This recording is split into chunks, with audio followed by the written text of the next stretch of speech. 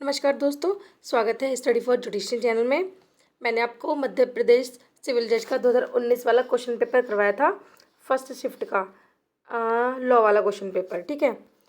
और इस वीडियो में हम देख लेंगे जो जीके और इंग्लिश और कंप्यूटर के क्वेश्चंस बने थे वो। ये 40 नंबर का आता है ये वाला पोर्शन, इसको छोड़ नहीं सकते हम, ठीक है। क्योंकि ऐसा होता है कि जो लॉ वाले स्टूडेंट होते हैं हम अपने लॉ को बहुत अच्छे से पढ़ लेते हैं, बाकी जो जीके और कंप्यूटर वाला पोर्शन है उसको हम सोचते हैं कि रहने दो, उसको कर लेंगे, उसको ऐसे ही मतलब, ठीक है, जो क्वेश्चन बनेंगे उसको कर लेंगे, लॉ में अच्छा कर लेंगे। पर लेकिन ये है ना कि जो 40 नंबर आते हैं वो कट ऑफ डिसाइड करने के लिए बहुत इंपॉर्टेंट है। 40 नंबर बहुत होते हैं ना, क्योंकि सिलेक्शन तो एक एक नंबर से भी होता है और एक नंबर से रह भी जाता है ना। इसलिए तो हम जीके और कंप्यूटर और इंग्लिश ये वाले पोर्शन के क्वेश्चन भी हम ज़रूर देखेंगे, ठीक है। तो चलिए देखते हैं। ये यहाँ पे हमारा 110 क्वेश्चन तो हमारे वो आते हैं लॉ वाले, और 111 क्वेश्चन नंबर से हमें जीके वाले क्वेश्चन मिलेंगे। वैसे अब तो इसके डेट भी आ चुकी है एग्ज़ाम की, आपने देख ही लिया होगा।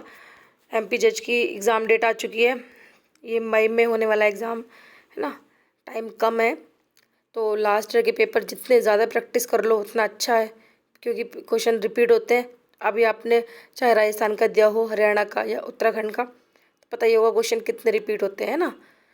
तो देखो 111वां क्वेश्चन है ये जीके वाला, कि गुप्त साम्राज्य का प्रथम शासक कौन था। गुप्त साम्राज्य ये आया था, तो इसका जो पहला शासक था वो कौन था, मतलब गुप्त साम्राज्य की बोलो स्थापना किसने करी, सबसे पहला शासक कौन था, किसने ये साम्राज्य की नींव रखी थी। तो इसका सही आंसर है श्रीगुप्त। सबसे पहला श्रीगुप्त था, उसके बाद घटोत्कच है ना, फिर चंद्रगुप्त प्रथम, ये सब, फिर समुद्रगुप्त, फिर चंद्रगुप्त द्वितीय, ये इसका सीक्वेंस आप देख लेना है ना। अगला है कि कौन सा देश नारियल का सबसे ज़्यादा उत्पादक करता है, मतलब कौन सा देश है जहाँ पे नारियल सबसे ज़्यादा उत्पाद किया जाता है, सबसे ज़्यादा होता है यहाँ पर नारियल, तो इंडोनेशिया में होता है ना, सबसे ज़्यादा नारियल इंडोनेशिया में होता है। अगला है 113वां क्वेश्चन, पार्किंसंस बीमारी किससे संबंधित है। ये एक डिजीज़ है, किससे संबंधित है, तो ये हड्डियों से संबंधित बीमारी होती है, सॉरी ये स्नायु तंत्र से संबंधित बीमारी होती है, ए होगा इसका आंसर, ठीक है। अगला क्वेश्चन है जमशेद ए नवरोज़ त्यौहार, ये मनाया जाता है किसके द्वारा, मतलब ये जमशेद ए नवरोज़ त्यौहार है, इसमें से कौन सा समुदाय है जो इस त्यौहार को मनाता है। ये तो पारसी लोग होते हैं ना, ये मनाते हैं इस त्यौहार को, है ना, डी आंसर है इसका। अगला है 115वां क्वेश्चन, पुलित्जर पुरस्कार दिया जाता है किस क्षेत्र में। ये जो पुरस्कार होता है इसको हम एशिया का नोबेल भी बोलते हैं, ये किस क्षेत्र में दिया जाता है, तो ये दिया जाता है पत्रकारिता के, ठीक है, सी आंसर होगा। अगला है रक्त कोशिकाओं में निर्मित होती है। रक्त कोशिकाएं, इनमें से किस में रक्त कोशिकाएं निर्मित होती हैं, मतलब कहाँ बनती है रक्त कोशिकाएं, तो ये अस्थि मज्जा होता है ना, उसके अंदर रक्त कोशिकाएं बनती है, इसको आरबीसीज बोलते हैं ना। अगला है निम्नलिखित में से कौन सुबह का तारा के रूप में जाना जाता है। इसमें से कौन सा ग्रह है जिसको हम सुबह का तारा, भोर का तारा, सांझ का तारा है ना बोलते हैं, तो ये हम बोलते हैं शुक्र को, क्योंकि ना ये इसमें चमक है, इसमें कार्बन की मात्रा बहुत ज़्यादा है, 90% कार्बन है, चमकता रहता है, ये सूर्य के बहुत पास में है, इसलिए इसको सुबह का तारा, भोर का तारा, सांझ का तारा बोलते हैं। अगला क्वेश्चन है 118वां क्वेश्चन है कि समाचार पत्रों की खबर के अनुसार भारत सरकार अंतिम रूप से एडवांस MRMRS अपने नौसेना के लिए क्रय करने को सहमत हुई। उक्त यहाँ पर ये MRMRS क्या है बताना है, ये है क्या, तो ये एक हवाई जहाज़ है ना, ऑप्शन ए है, ये एक हवाई जहाज़ है। अगला क्वेश्चन है आयोडीन टेस्ट प्रयुक्त किया जाता है किस चीज़ का पता लगाने के लिए। आयोडीन जो टेस्ट होता है वो किया जाता है किस चीज़ का पता लगाने के लिए, तो जो कार्बोहाइड्रेट होता है बॉडी में उसका पता लगाने के लिए आयोडीन टेस्ट किया जाता है। अगला है 2018, ये 19 का पेपर कर रहे हैं ना हम, तो 18 का करंट बना था। देखो जो 20 नंबर आएंगे ना जीके के, तो उस जीके के क्वेश्चन में ना आपको एमपी जीके के क्वेश्चन भी मिलेंगे, करंट अफेयर के क्वेश्चन भी मिलेंगे, और जो स्टैटिक जीके होता है ना वो वाला जीके, जो हिस्ट्री, ज्योग्राफी, पॉलिटिकल साइंस है ना, वो वाला जीके उसमें वो भी होंगे। तो आप ही मान के चलोगे ना कि करंट अफेयर 20 में से ना करंट अफेयर के कम से कम 6 7 8 क्वेश्चन भी बन जाएंगे, है ना। तो करंट अफेयर आप लगातार करते रहिएगा ना, इसमें मैगजीन आती है जो, तो वो मैगजीन देख लेना। ये 120 क्वेश्चन है कि 2018 का साहित्य के लिए नोबेल पुरस्कार किसने प्राप्त किया। 2018 का था, इसका आंसर इसमें से कोई भी नहीं था, ठीक है। अगला है राजा भोज वंश किससे संबंधित है। ये राजा भोज वंश जो है किससे संबंधित है, तो ये परमार वंश थे ना, वो संबंधित है राजा भोज वंश से। अगला है 2018 में राष्ट्रीय कालिदास सम्मान किसने प्राप्त किया था। स्किप कर सकते हैं हम इस क्वेश्चन को, है ना। वैसे ये अंजोली एला मेनन को मिला था। अगला है राष्ट्रीय प्रतीक के नीचे देवनागरी लिपि में अंकित किया गया है सत्यमेव जयते, ये कहाँ से लिया गया है। सत्यमेव जयते इनमें से कोई नहीं, क्योंकि ये लिया गया है मुंडक उपनिषद से, है ना, उससे लिया गया है ये मुंडक उपनिषद से लिया गया। अगला है 124वां क्वेश्चन, किस देश के रक्षा मंत्री के रूप में भारतीय मूल के हरजीत सज्जन ने शपथ ली है। करंट का क्वेश्चन है, ये भी हम स्किप कर सकते हैं। अगला है कि 15वें वित्त आयोग किसकी अध्यक्षता में केंद्र सरकार द्वारा गठित किया गया है, ये भी करंट का क्वेश्चन था।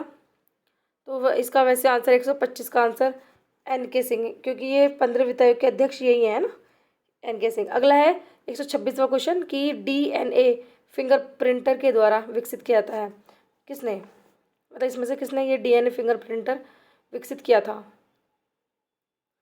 126 का आंसर ए है, डॉक्टर एलेक्स जेफरी, इन्होंने DNA फिंगर प्रिंटर का आविष्कार किया था, विकसित किया था इसको। अगला है भारतीय संविधान के संपूर्ण रूप से प्रभावशाली होने की तारीख।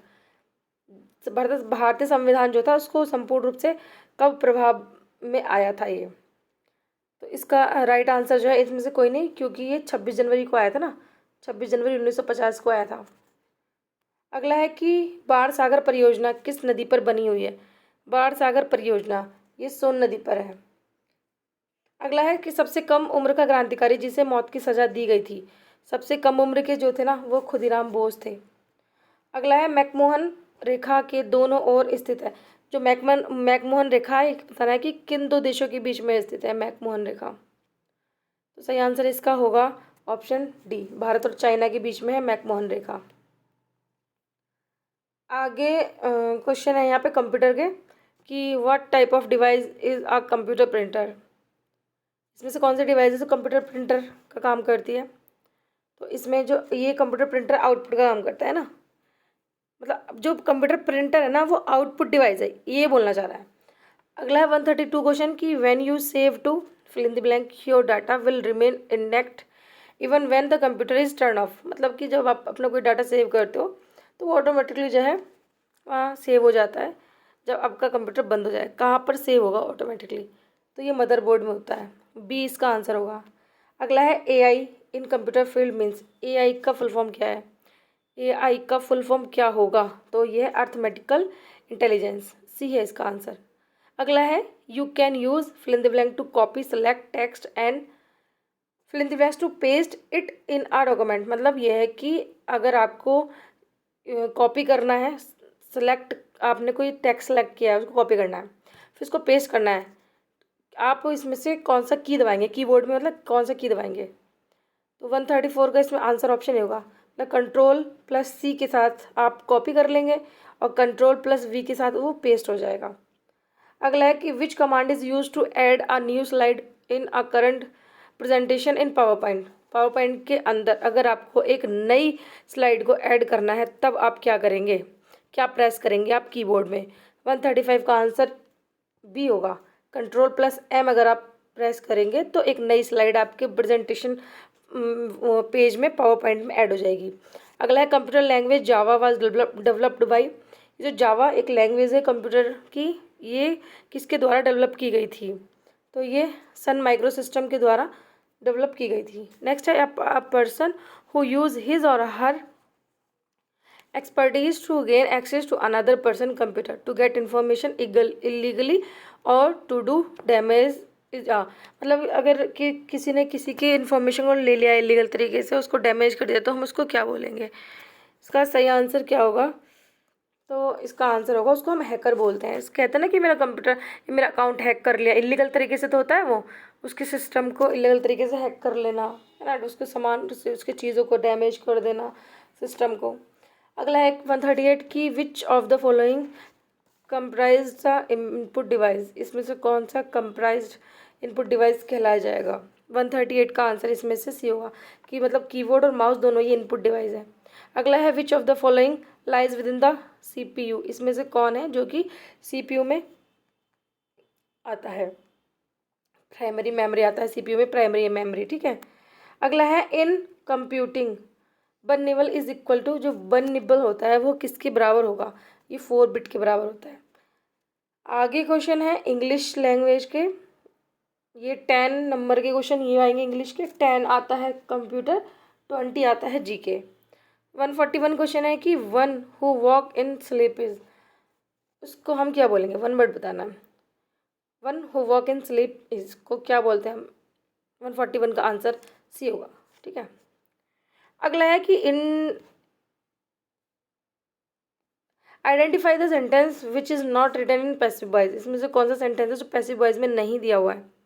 142 का यहाँ पे आंसर ऑप्शन बी होगा, being a student you must work hard, ये पैसिव वॉइस में नहीं है। इसके अलावा बाकी तीनों almost care has to be taken passive voice है। ही वॉज बीइंग चेस्ड ये भी, और the case has been set aside by the court, है ना, तो बी आंसर इसका होगा कि being a student you must work hard, ये पैसिव वॉइस में नहीं है। अगला है ones who look on without participating means, इसको हम क्या बोलेंगे।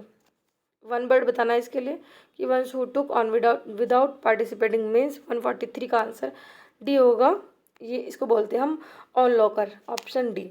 अगला है सिनोनिम्स बताना है आपको, लेथल का सिनोनिम्स क्या होगा, इसके लिए सिमिलर क्या होगा, इसका अनलॉफुल या फिर होगा ऑप्शन बी डेडली, तो इसका सही आंसर डेडली होगा। इसका सिनोनिम्स देख लो एक बार, लेथल का सिनोनिम्स होगा डेडली। अगला है चूज द करेक्ट स्पेल्ड, सब मतलब सही स्पेलिंग इसमें से किसकी दी हुई है। 145 का यहाँ पर आंसर क्या होगा। 145 का यहाँ पे आंसर ऑप्शन ए होगा। अगला है choose the alternative which best express the meaning of idioms phrases, speaks and Spain, आपको बताना है इसका क्या मतलब होगा। स्पीक्स एंड स्पेन, ये आइडम और फ्रेजेस हैं, इसका मतलब क्या होता है, तो इसका होता है नीट एंड क्लीन। नेक्स्ट है 147 question, give the synonyms of the word abstruse, इसका क्या आंसर होगा। 147 का आंसर यहाँ पर भी होगा हिडन, एक मिनट, हिडन। 148 है reckless is to rush, what animals is to, इसको हम क्या बोलेंगे। 148 का यहाँ पे आंसर बी होगा, डेविएंट।